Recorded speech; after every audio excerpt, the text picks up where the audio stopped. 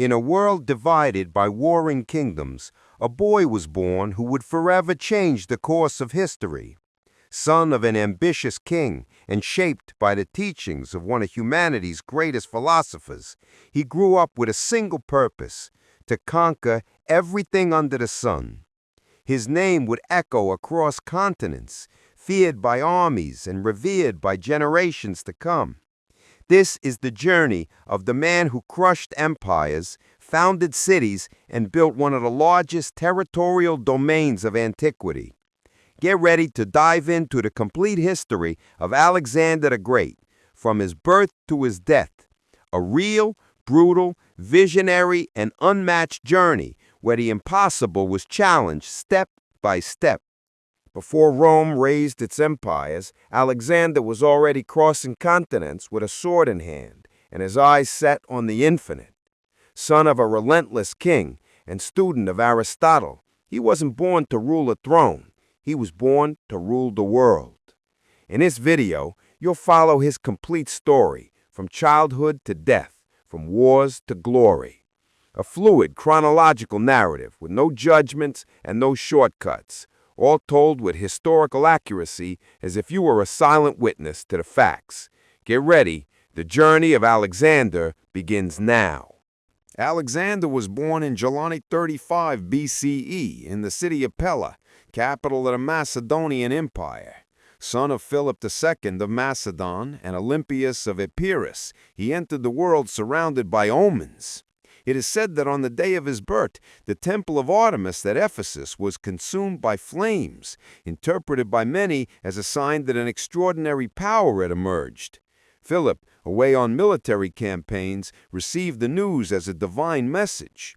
The royal family claimed descent from gods, Alexander from Heracles on his father's side and Achilles on his mother's.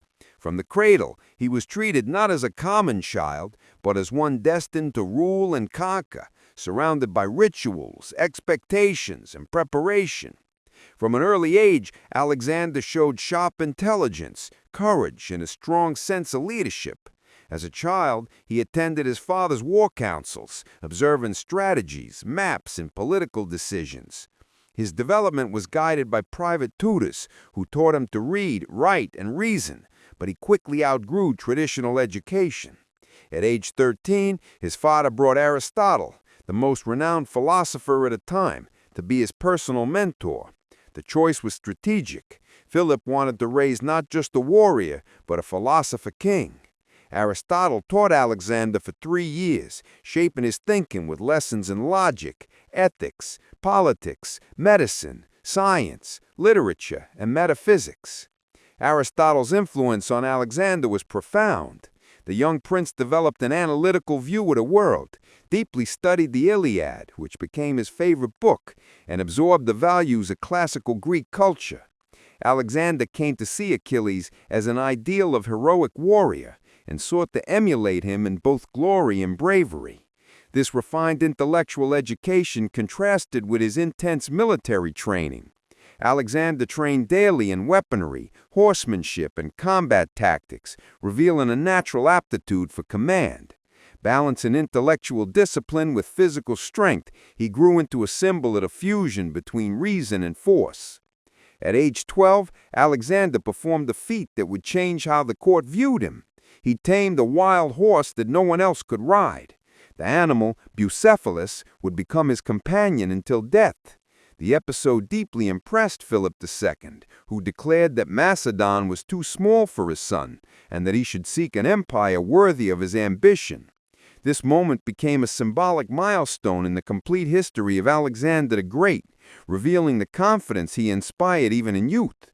His bond with Bucephalus transcended the ordinary. The animal would accompany him in numerous military campaigns, and be honored with his city after its death. In adolescence, Alexander began actively participating in his father's military campaigns. Around age 16, he was entrusted with governing Macedon, while Philip campaigned elsewhere.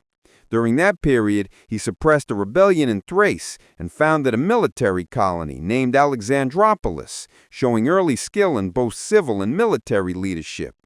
At the same time, he observed the consolidation of the Macedonian Empire under Philip's expansionist strategy, which subdued the city-states of ancient Greece.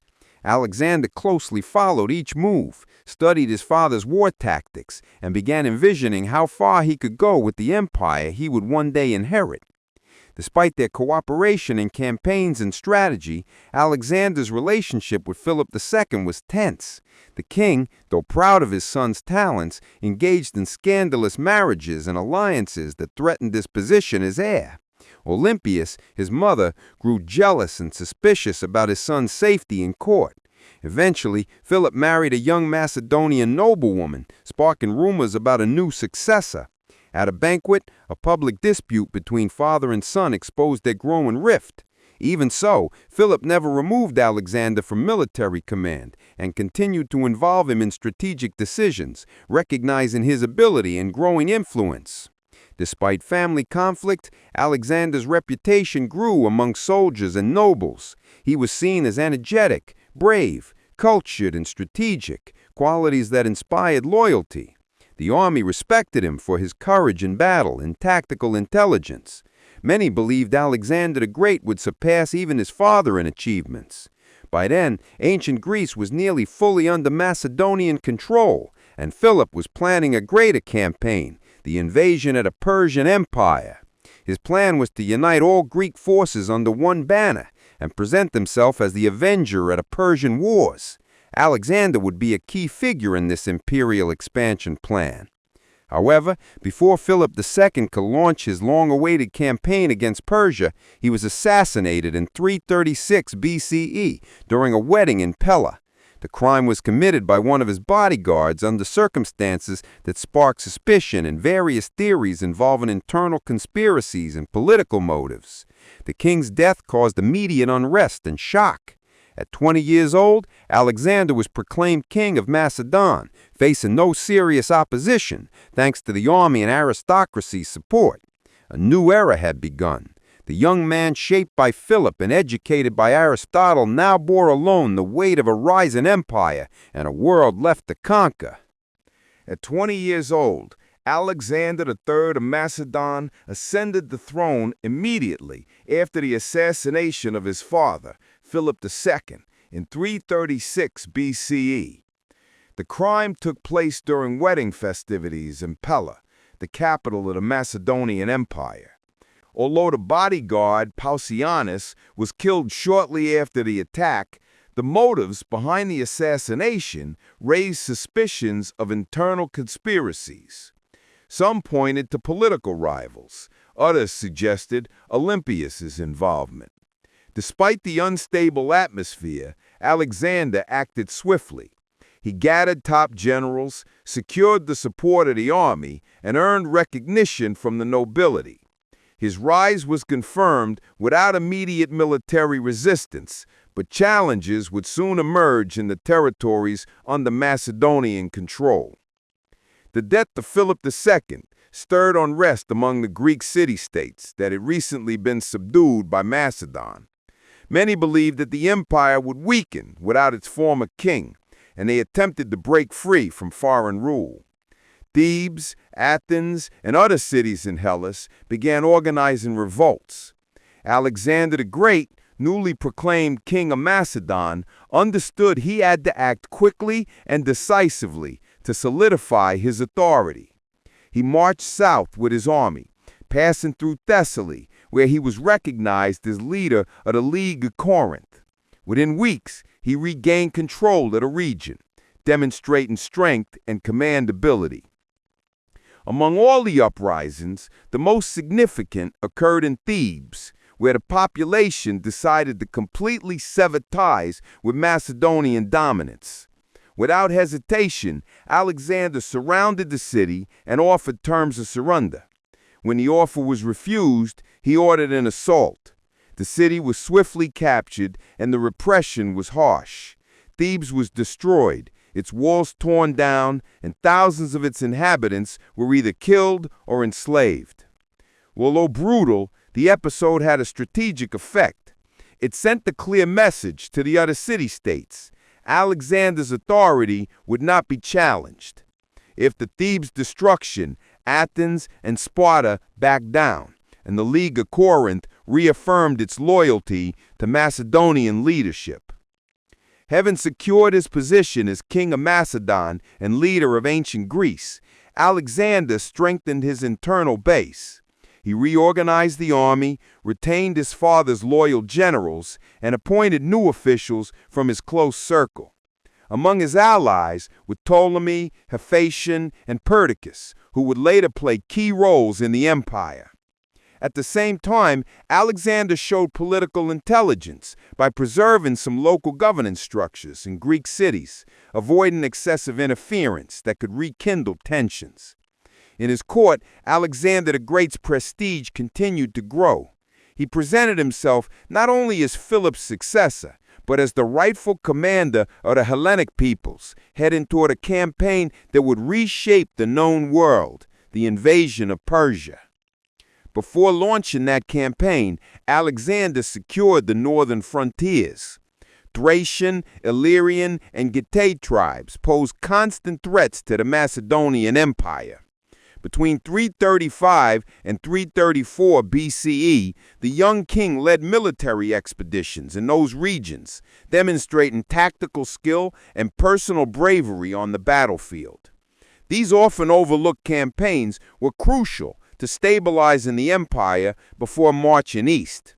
In every conflict, Alexander used formations like the Macedonian phalanx with precision and creativity, proving that his leadership in battle was not inherited passively, but earned through training, strategy, and real command.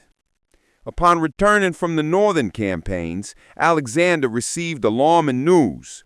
Rumors of renewed rebellion in Greece and hesitancy from some cities. He immediately headed south again, but no fighting was needed. The memory of Thebes' fate still caused fear. The city-states reaffirmed their submission and promised troops and resources for the upcoming war against the Persian Empire. At a League of Corinth assembly, Alexander was formally named hegemon of the Greeks, a title that made him supreme commander of the expedition. With this, he was politically authorized to lead the ancient Greek peoples in the name of vengeance for the Persian wars. As preparations for the Persian invasion advanced, Alexander cultivated a public image that blended strength, legitimacy, and destiny. He drew parallels to Achilles, celebrated Hellenic culture, and portrayed himself as chosen to fulfill a civilizing mission. He was king of Macedon, but also commander of Hellas, heir to his father's wars, and executor of a vision of borderless conquest. With the armies assembled, ships prepared, and political alliance sealed, Alexander set out toward Asia Minor in 334 BCE.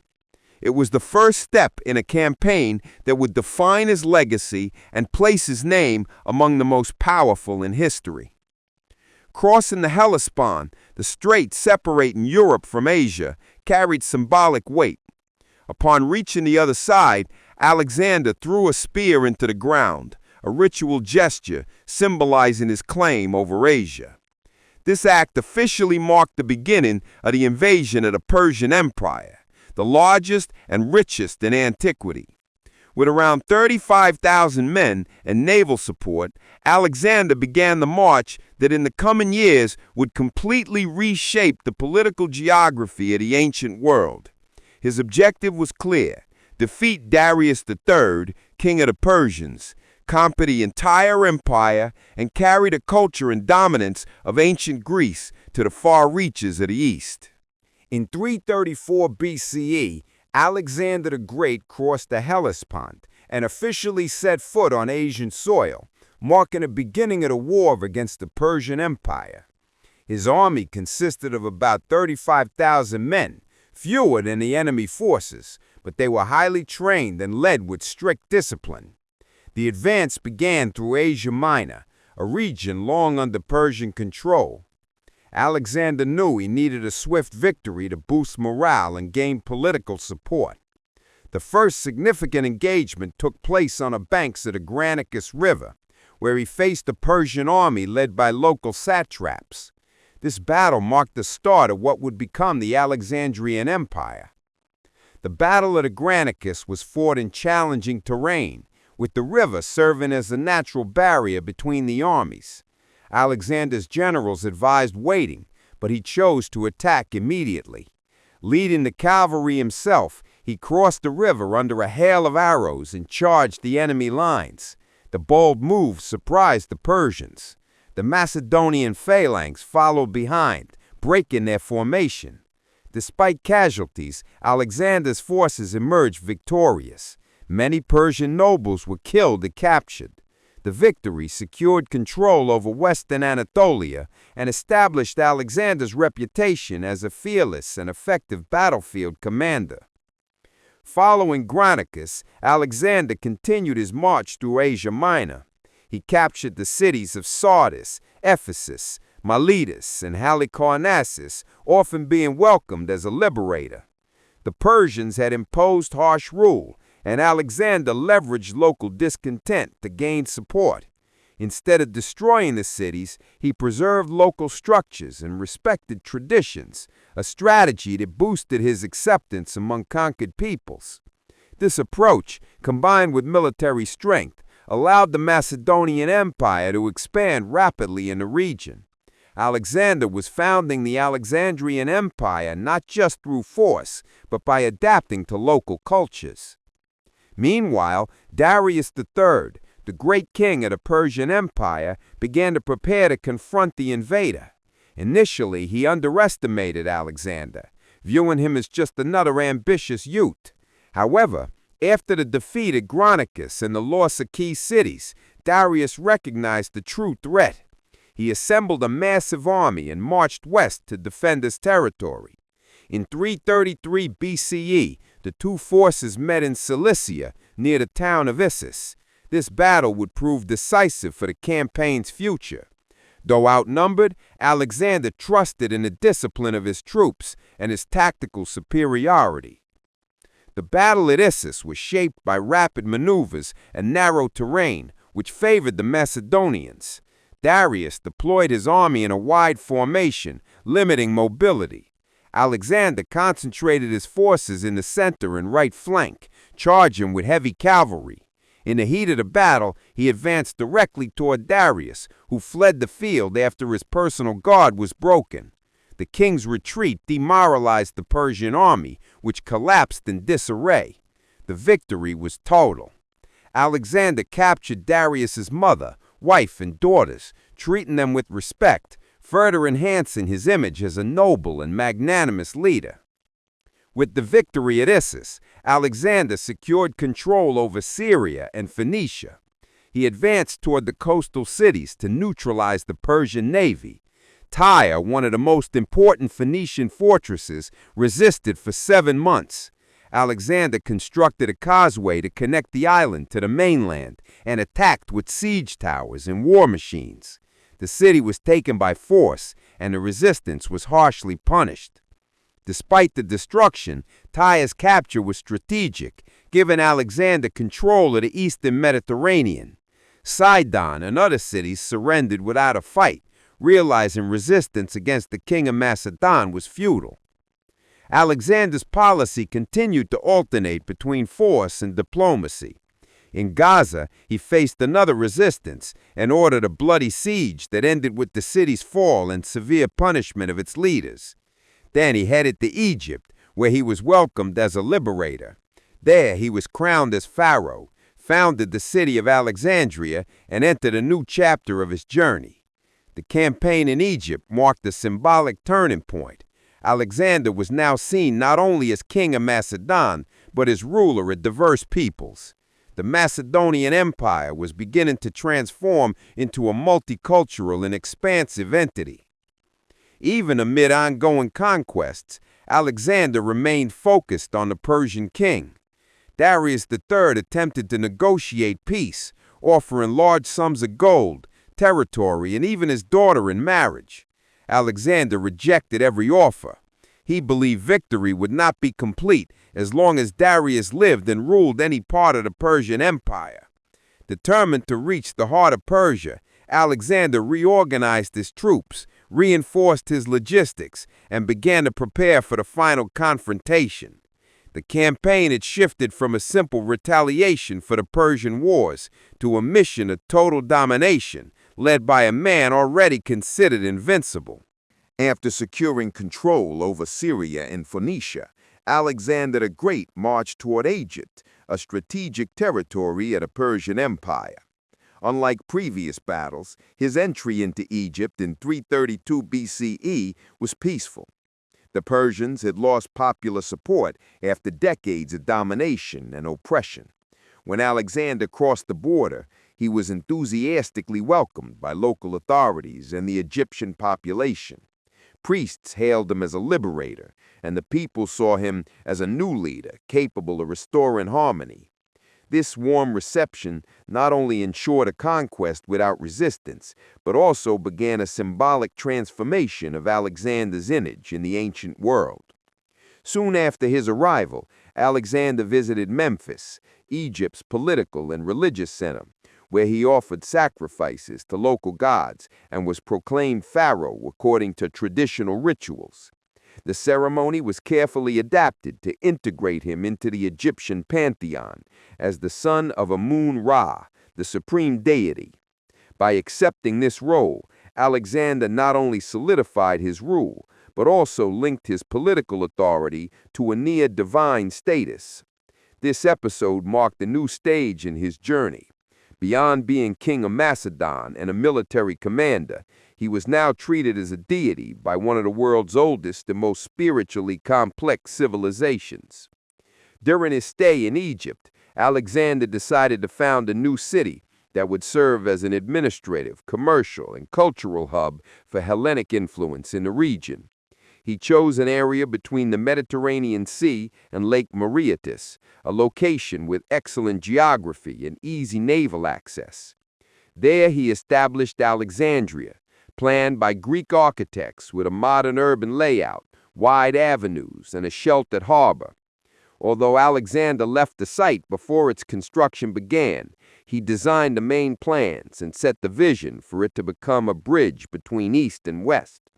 Alexandria would soon become a symbol of his legacy and one of the most important cities of the ancient world.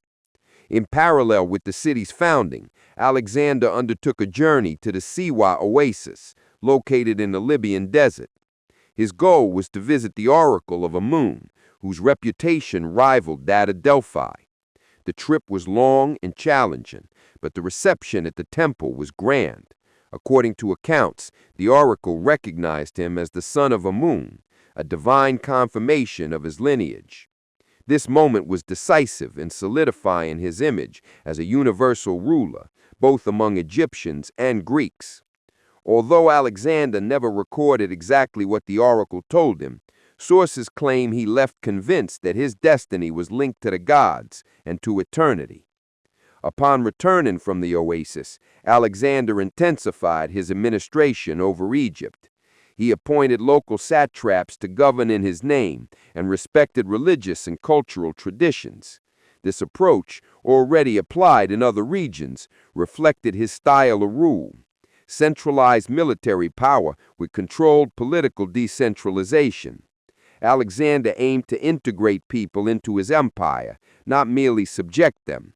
This policy of inclusion helped keep the Alexandrian Empire cohesive despite its cultural diversity. His time in Egypt was brief but significant. Beyond founding Alexandria, his presence symbolized the transformation of the conqueror into a sacred figure. Alexander's popularity in Egypt grew rapidly. Egyptian priests incorporated his name into local legends, and monuments began to be erected in his honor. In many temples, his image was associated with that of ancient pharaohs. This fusion of military leader and religious figure was carefully cultivated by Alexander, who saw symbolic legitimacy as a force as powerful as military strength.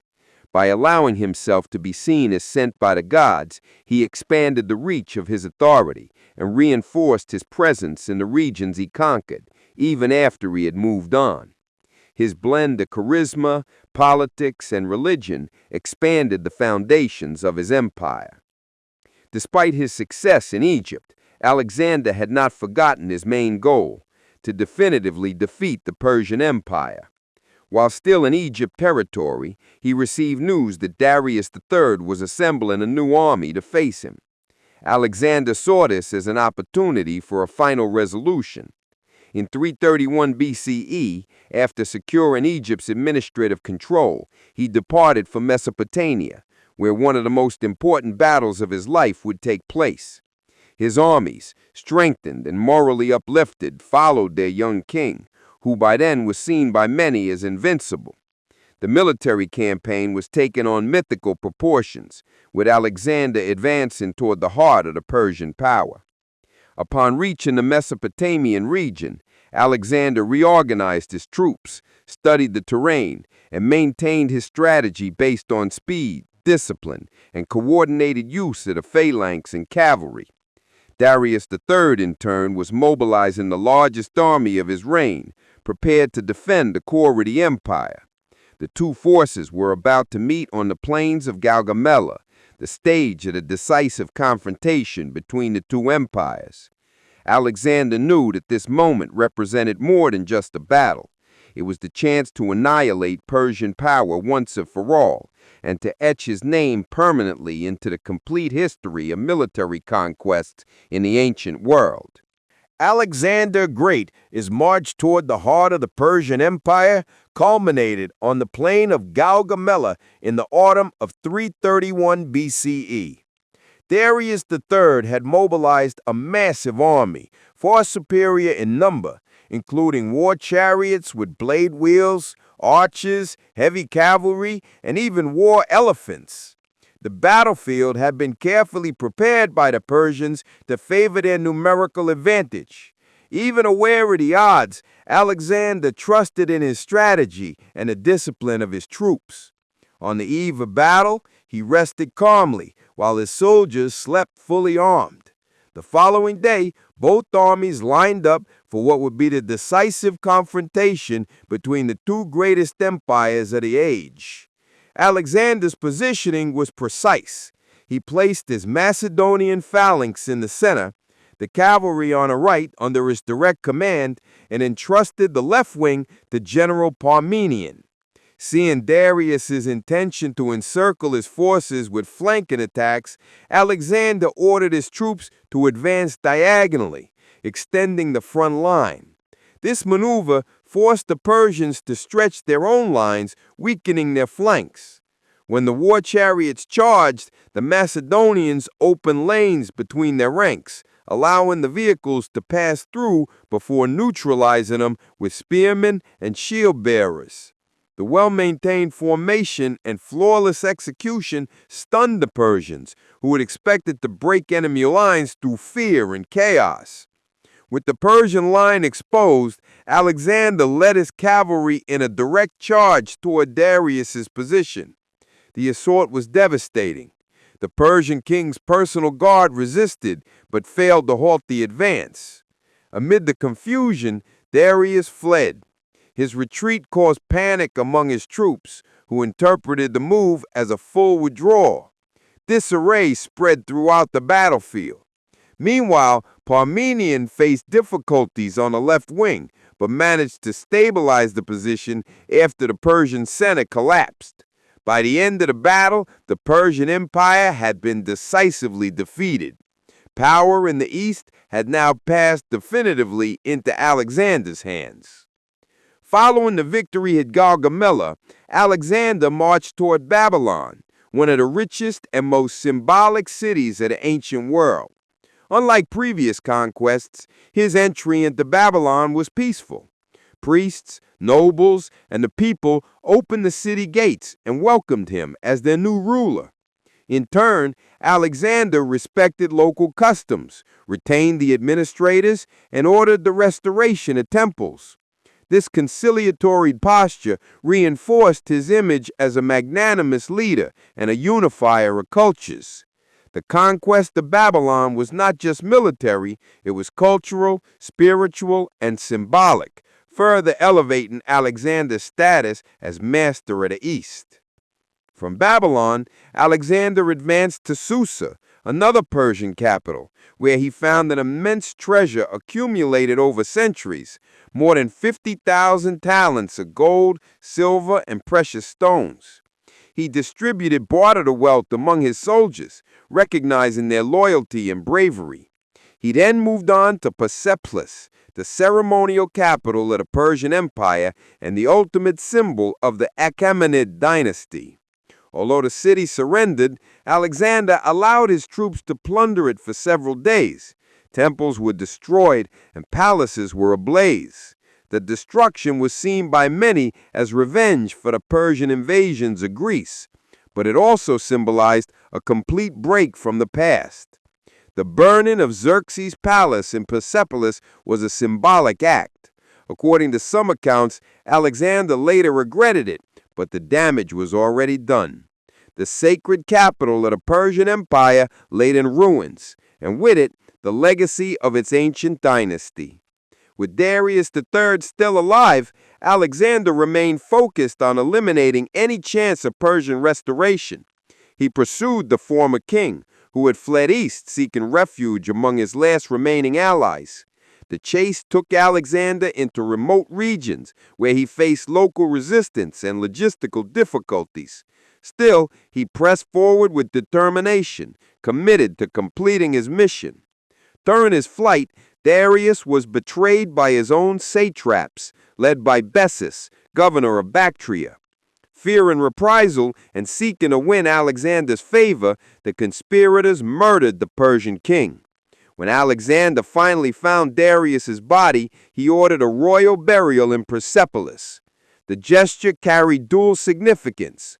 On one hand, it symbolically ended the Persian Empire. On the other, it portrayed Alexander as the legitimate successor of the Achaemenid dynasty. In the eyes of the East, he was now the rightful ruler of all Persian territories.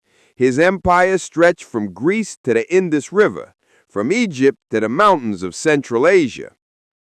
With the death of Darius III, Alexander not only destroyed the rival empire, but assumed its place. He began wearing Persian robes, adopted court customs, and appointed local nobles to administrative posts.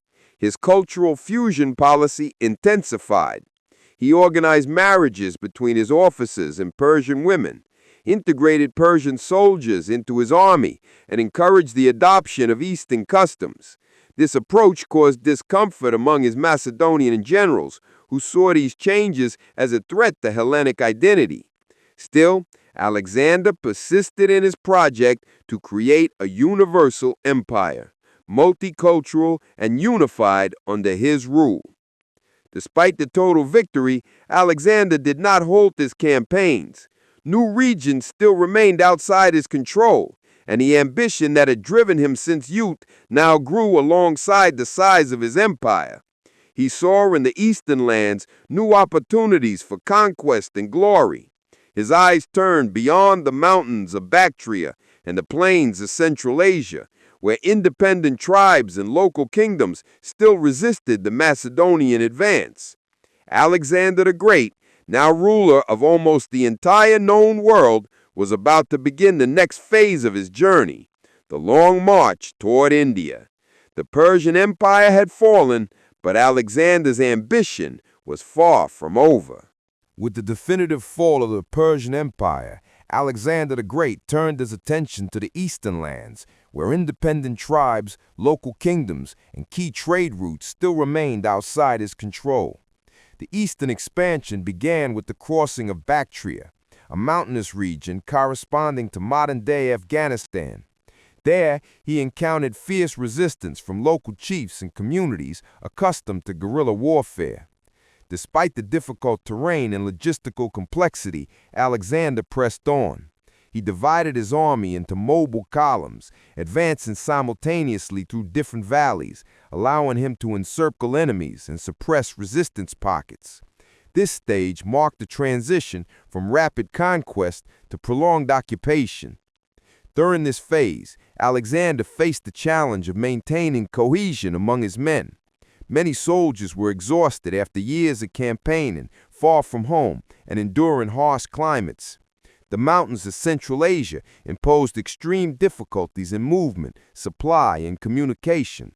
To maintain morale, Alexander reinforced the narrative of a divine mission and glorious destiny. He also rewarded individual feats, allowed extended rest for some units, and sought to integrate local warriors into his army. This process of military integration was new and generated distrust among Macedonian officers, but Alexander insisted, envisioning an empire composed of multiple peoples united under his central authority. In 327 BCE, Alexander entered the region of modern-day Pakistan, crossing the Indus River and launching one of the most complex campaigns of his career. There, he encountered new kingdoms with languages, traditions, and cultures completely foreign to the Western world. One of the main obstacles was King Porus, ruler of the Paurava kingdom located along the banks of the Hydaspes River. Porus was known for his bravery, firm command, and use of war elephants, a novelty for the Macedonians. The battle against Porus would be decisive for consolidating Alexander's rule over the easternmost edge of his empire, and would become one of the most remarkable engagements in the complete history of Alexander the Great. The Battle of the Hydaspes took place under heavy rain in marshy terrain, which made troop movement difficult. Alexander used his strategic skills to cross the river at an unguarded point during the night, surprising Porus's army. The Indian elephants caused significant losses to the front lines of the Macedonian phalanx, but were isolated and contained with coordinated infantry and cavalry attacks.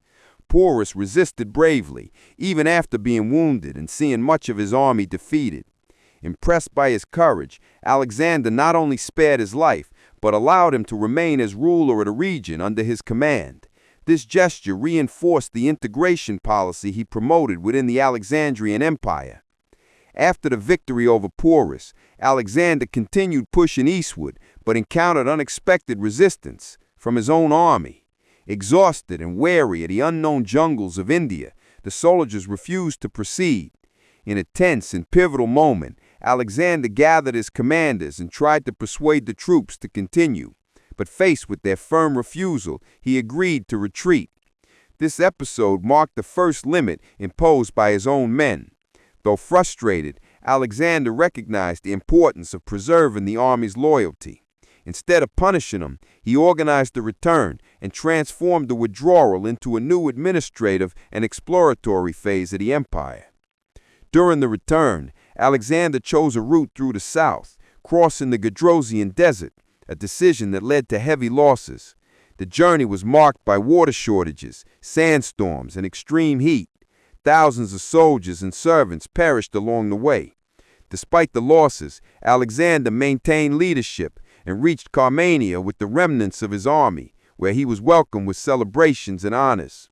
Although disastrous in human terms, the desert march reinforced Alexander's image as a resilient leader, capable of surviving the harshest conditions. For many, it became a new symbol of his invincibility. As he resumed control of the empire's core, Alexander initiated a series of reforms to integrate the conquered territories. He established administrative posts, strengthened the use of standardized coinage, encouraged intermarriage between different peoples, and expanded Hellenic culture by founding new cities. Among these measures, the collective marriage in Susa stood out, where he and several of his generals married Persian women in a public ceremony. This act symbolized a project of fusion between East and West. However, it also triggered tension among Macedonian soldiers and officers, who felt their identity was being diluted amid Alexander's new empire vision.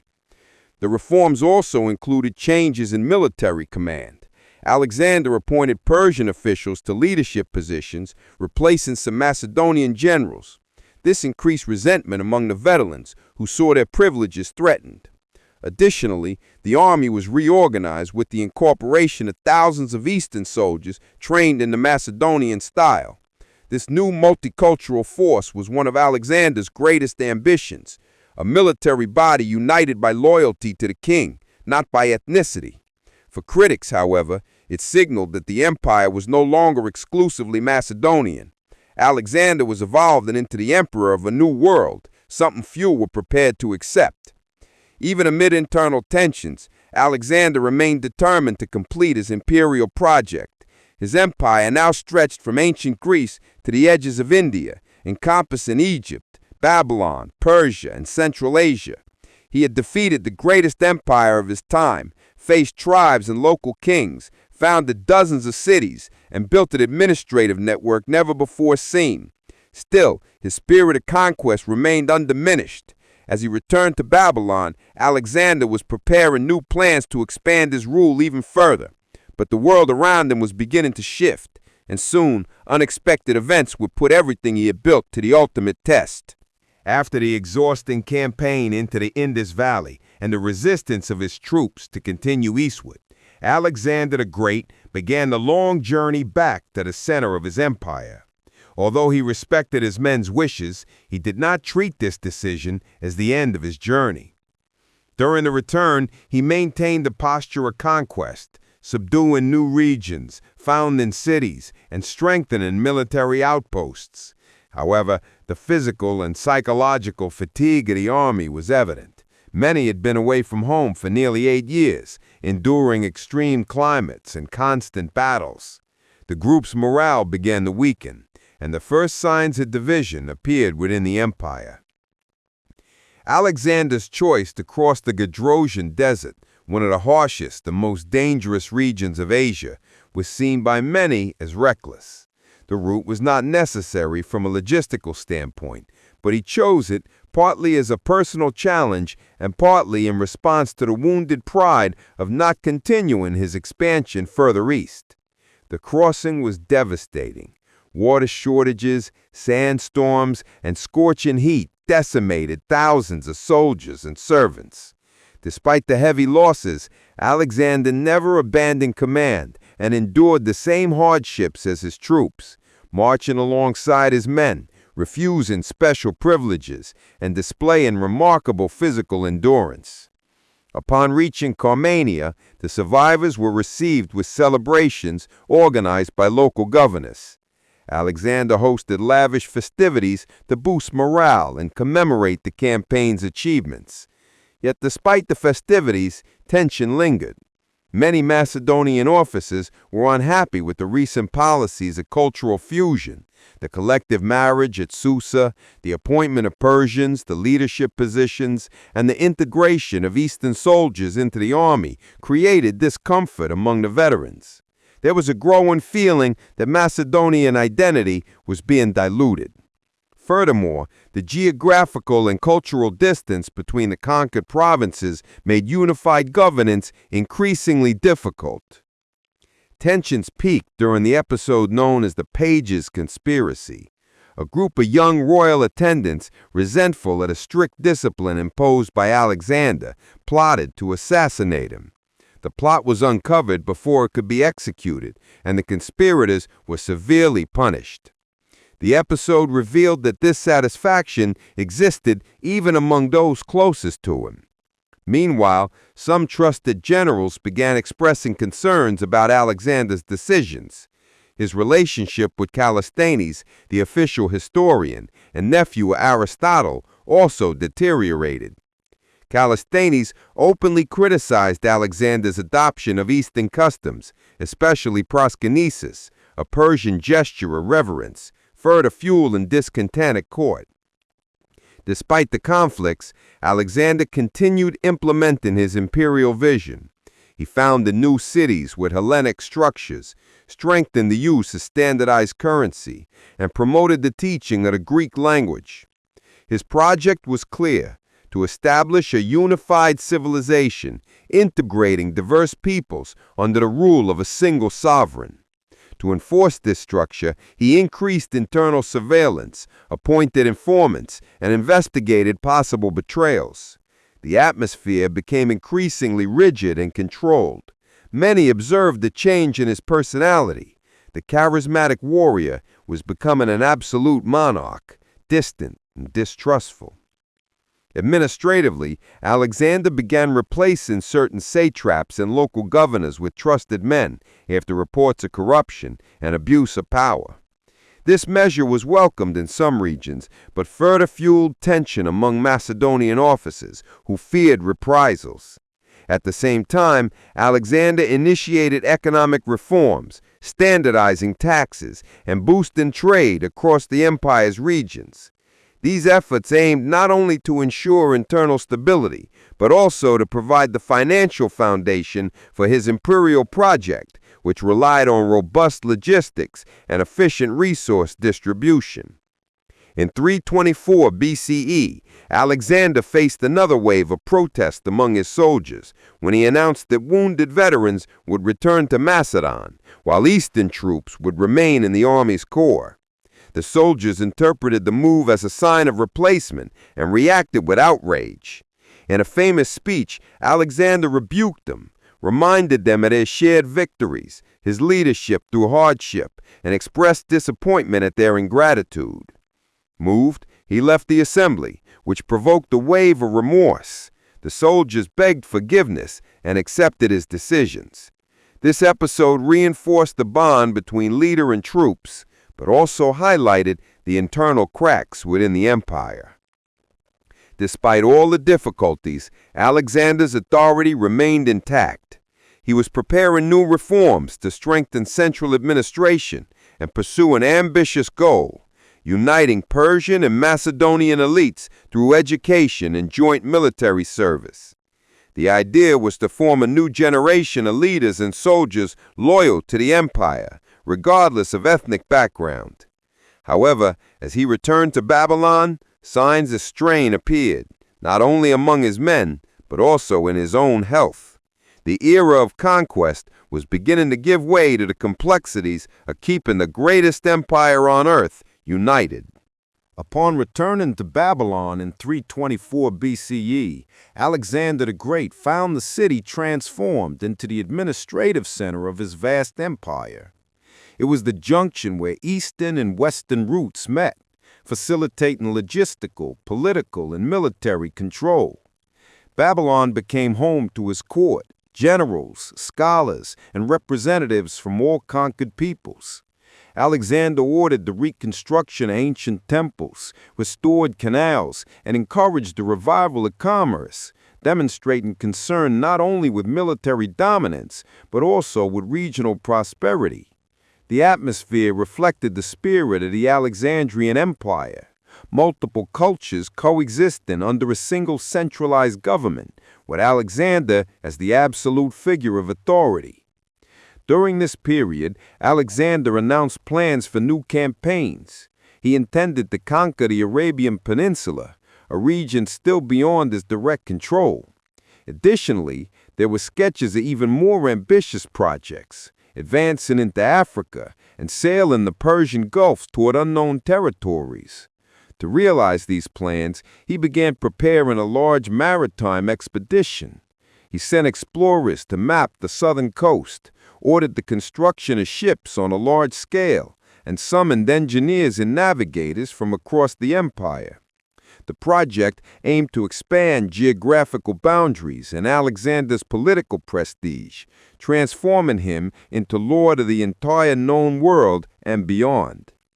At the same time, Alexander intensified his efforts at cultural fusion. He hosted festivals in Eastern attire, introduced the use of the Greek language in Eastern courts, and founded new cities with Hellenistic administration. He encouraged marriages between his officers and local women, and demanded that religious customs be respected, even in traditionally hostile regions. These measures, though promoted as symbols of unity, continued to cause discomfort among Macedonians. Many viewed them as a dilution of the army's original identity and a Greek culture. Still, Alexander remained firm in his purpose, not just to rule, but to merge civilizations. Among the boldest measures of this period was the creation of a new military corps composed of young Persians trained in the Macedonian way, known as the successors. Alexander personally led their training, seeking to build a loyal force ideologically shaped by his vision. The goal was to form a generation that would never question his authority, regardless of ethnic origin. At the same time, he encouraged Hellenistic education in the conquered regions and financed the construction of libraries and schools. For him, the strength of the empire depended not only on the sword, but on shared thinking, a philosophy uniting Greeks and Persians under the king's rule. But not everyone accepted this new vision. Diplomatic conflicts between Macedonian officers and Persian nobles escalated. Disputes over power, privileges, and influence began to divide the court. Alexander attempted to control these tensions with swift and authoritarian decisions, often punishing generals or promoting Persians to strategic posts. This policy generated resentment. While some saw him as a visionary building a new world, others perceived him as a tyrant, distancing himself from his roots. Contemporary accounts describe a court full of internal tension, where loyalty and ambition blurred in the political game of empire. Meanwhile, Alexander showed signs of restlessness. He personally engaged in philosophical debates, received foreign ambassadors, and involved himself in monumental architectural projects. He seemed to be seeking something beyond territorial conquest, a lasting legacy. He developed an interest in astronomy, mathematics, and metaphysics, and encouraged discussions among scholars of various backgrounds. Amid Babylon's splendor, the conqueror of empires began projecting himself as the founder of a new era. But even in his physical presence, the empire showed cracks. Cultural distances, administrative pressures, and internal rivalries were growing silently. Diplomatically, Alexander began receiving embassies from previously unknown peoples. Records mention delegations from India, Ethiopia, and Central Asian tribes seeking trade agreements and political recognition. Alexander received them with grandeur, using each audience as an instrument of authority. Through these actions, he conveyed the message that his influence knew no borders. He was not just a king, but a global reference of power. Internally, however, the challenges of governing such a vast territory continued to mount. There was much to do and little time to do it. Despite exhaustion at the court, Alexander remained determined. He ordered the construction of a new road linking Babylon to the Mediterranean coast and devised a plan to standardize weights, measures, and currency throughout the empire. His goal was to facilitate trade, unify markets, and strengthen state control. He also created a messenger and communication system across the provinces, anticipating a more agile administration. These projects, though ambitious, were just beginning when something unexpected changed everything. A sudden decline in his health. The man who had seemed invincible was beginning to show fragility. And that would change the course of history forever. In June 323 BCE, as he prepared to begin his campaign toward Arabia, Alexander the Great suddenly fell ill in Babylon. The illness appeared with high fever, intense pain, and progressive loss in mobility. For several days, the royal physicians tried to treat him, but they couldn't clearly diagnose the cause. Speculation spread among soldiers, officers, and servants. Some believed it was accumulated exhaustion from years of campaigning. Others, more suspicious, spoke of poisoning.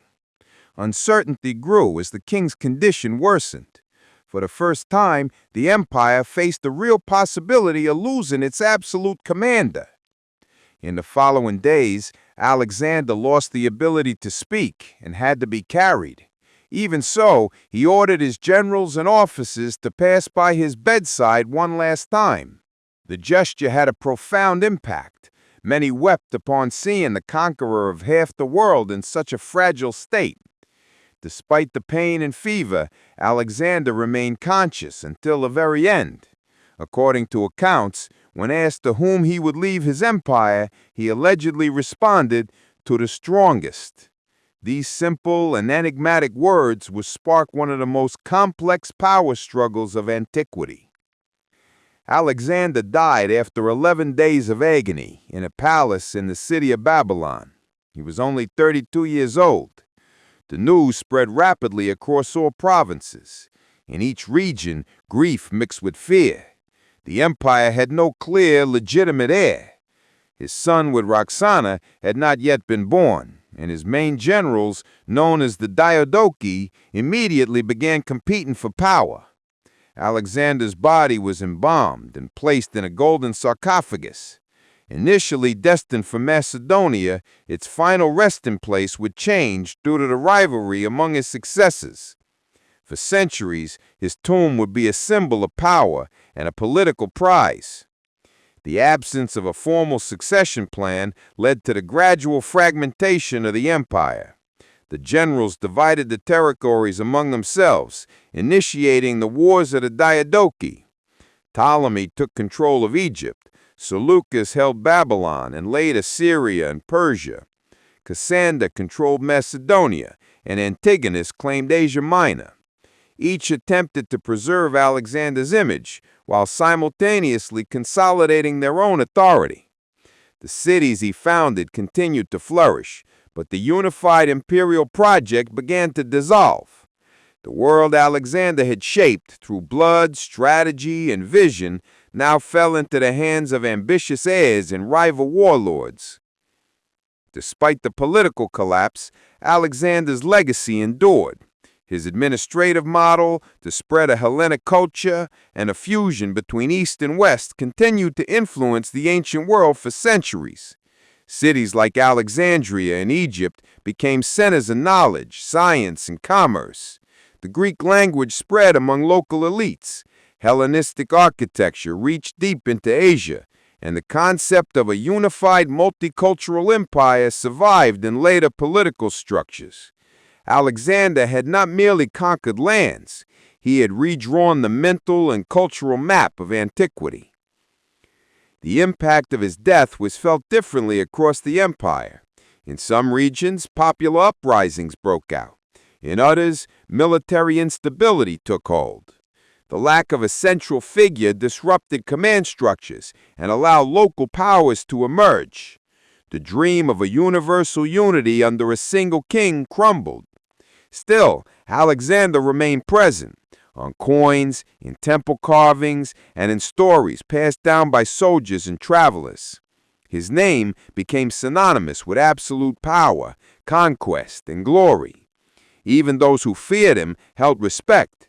Even those who succeeded him sought to imitate him.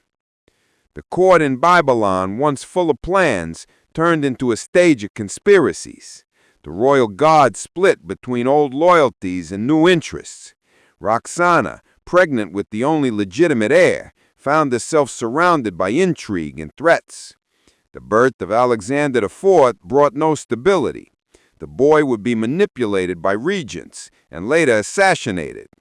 The empire his father had built no longer existed as a political unity.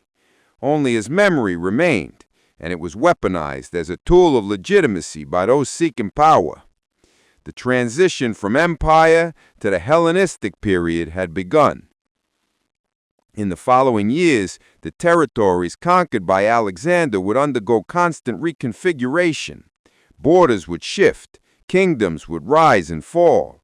But none of the subsequent rulers would achieve the same reach. The scale of the campaigns, the speed of the victories, and the cultural transformation triggered by Alexander the Great remained unmatched. His death, shrouded in mystery, marked the end of an era, but also the beginning of a new chapter in the ancient world. A chapter where his name would continue to echo, not as King of Macedonia, but as an eternal figure of power, strategy, and limitless ambition. Even after his death, Alexander the Great did not disappear from history. In fact, his presence grew over time.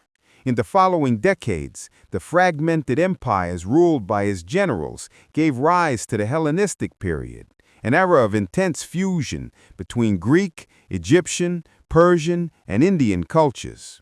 His campaigns had connected distant worlds, opening trade routes, exchanging ideas, and circulating knowledge. Hellenic culture spread across Asia, from Egypt to the valleys of India, influencing languages, customs, religions, and systems of government. Alexander hadn't just conquered kingdoms, he had redefined the very concept of civilization. Cities he founded became centers of knowledge and innovation. Alexandria, in Egypt, housed the largest library of the ancient world, bringing together texts from diverse cultures under one roof. In other cities, academies, observatories, and temples reflected the cosmopolitan ideal introduced by Alexander. The Greek language became the common tongue among elites and intellectuals, enabling the preservation and sharing of knowledge for centuries. This cultural foundation would later influence the rise of the Roman Empire and, indirectly, the formation of modern Western civilization. Alexander's impact was too deep to be contained by borders. Millennia later, his figure still inspires admiration and fascination. Leaders like Julius Caesar, Napoleon, Bonaparte, and even modern emperors studied his strategies, read about his life, and sought to imitate him. Alexander became a model of leadership and a symbol of military genius. His youth, his victories, and his premature death fueled the myth of a man destined for greatness, guided by something greater. Even in later religions, he was reimagined. In Islam, for example, he appears as Dhul Qarnayn, the man of two horns, a just king who traveled to the ends of the earth. Few historical figures crossed so many cultures and endured through time as he did. Artists and writers also kept his memory alive. Sculptures, paintings, poems, and Greek tragedies depicted his battles, his loves, and his decisions. Alexander became an archetype of the tragic hero, invincible on the battlefield, yet unable to control the consequences of his own success. Philosophers debated whether his pursuit of glory was an example of virtue or unmeasured ambition. Historians tried to separate myth from man, to understand who this young king really was, who in just a few years toppled the greatest empires of the known world. This duality between myth and reality became an inseparable part of his legacy. Even criticism of his figure, such as authoritarianism, violence, or a thirst for absolute power, did not diminish his historical importance. Alexander was without a doubt a man of his time, an age when power was taken by the sword and authority was measured by the size of armies. Yet his worldview was advanced, uniting different peoples under one culture, encouraging inter-ethnic marriages, respecting foreign gods, and building a shared identity. All of this pointed to a mindset that went beyond mere conquest. He saw empire not just as military control, but as civilizational integration. His name survived in geography. Dozens of cities named Alexandria still exist. In literature, politics, and military science, he remains a reference. Modern studies continue to analyze his strategic decisions, his alliances, and even his mental health. Was he a visionary ahead of his time or a conqueror driven by vanity? The answer may lie in the impact of his actions. Alexander shaped the ancient world like few others, and in doing so, he planted seeds that would grow into ideas, systems, and imperial models that endured for millennia. With his death, the world lost not just a military leader, but a symbol of transition between eras. The East and West, once divided by mountains, deserts, and mistrust, were forced to meet. This cultural collision was not peaceful, but it bore fruit. Greek philosophy found new themes by interacting with Eastern religions. Trade expanded, and with it, ideas and inventions. Architecture began combining Greek columns with Persian ornamentation, and behind it all loomed the shadow of Alexander, the man who forced the world to look in the mirror and realize its own diversity. Alexander's true legacy may not lie in his maps or the victories he amassed, but in the momentum he gave to history. He accelerated processes, brought worlds closer together, and redefined what power meant. His figure remains alive not through a cult of personality, but because he embodied something greater: humanity's capacity to dream big, to go beyond the known horizon, to challenge limits. Alexander the Great died young, but his story never aged. It continues to be told, studied, and admired as the eternal echo of an ambition that changed the course of mankind. Alexander died young, but lived as few ever dared to. His empire, though fragmented after his death, forever reshaped the map of the ancient world. Soldiers, kings, and conquerors of the future would see in him a mirror, and also a limit to be surpassed. His ambition knew no boundaries, and his military genius shaped the impossible. From Egypt to India, his name was whispered with fear and admiration. But behind the myth, there was a man, restless, visionary, impatient. History calls him the Great, but the echoes of his life go beyond the title. Alexander didn't conquer the world with the sword alone. He conquered it with the idea that nothing is unreachable. And for that, he never disappeared.